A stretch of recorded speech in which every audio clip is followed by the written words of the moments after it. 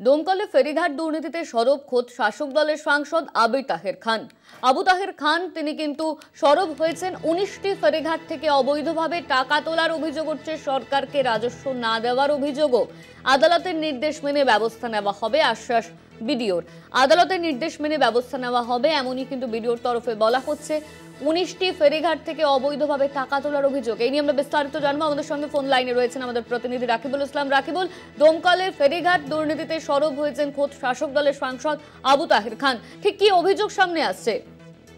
একদমই তাই। এবার কিন্তু সাংসদ আবু তাহের খান এই ডোমকলের ফেরিঘাট, সেই ফেরিঘাট নিয়ে কিন্তু সরব হয়েছেন। কেননা এই যে ডোমকল পঞ্চায়েত সমিতি, সেই পঞ্চায়েত সমিতির আন্ডারে মোট 19টি ফেরিঘাট রয়েছে। সেই ফেরিঘাটের যে টাকা, সেই টাকা কিন্তু তোলা হয় এবং কোনো এক ব্যক্তির পকেটে যায়, এমনটাই কিন্তু অভিযোগ করছে সাংসদ আবু তাহের খান।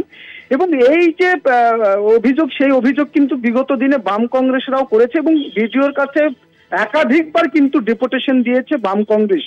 এবং বাম কংগ্রেসের সেই ডেপুটেশনের ছবি এবং যে ফেরিঘাট নিয়ে দুর্নীতি, সেই দুর্নীতির ছবিও কিন্তু আমরা কলকাতা টিভির মাধ্যমে দেখিয়েছি।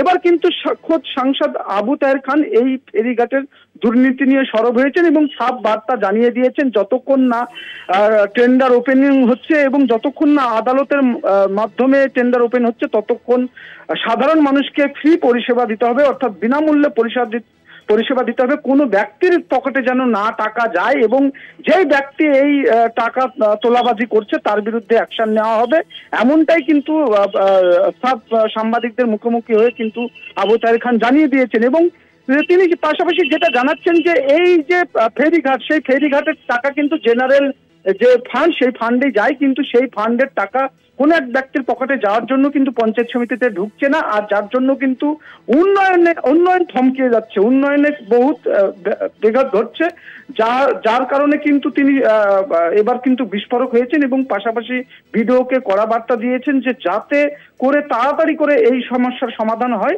সেটার দিকে লক্ষ্য রাখতে।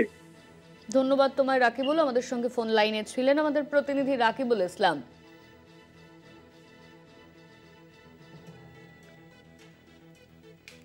উন্নয়নের বিষয়গুলোকে নিয়ে কি কি করা যায়, এই বিষয়গুলো আমরা বিডিও সাহেবের সঙ্গে দীর্ঘক্ষণ আলোচনা করেছি এবং তার কাছ থেকে আগামী দিনে সহযোগিতা চেয়েছি।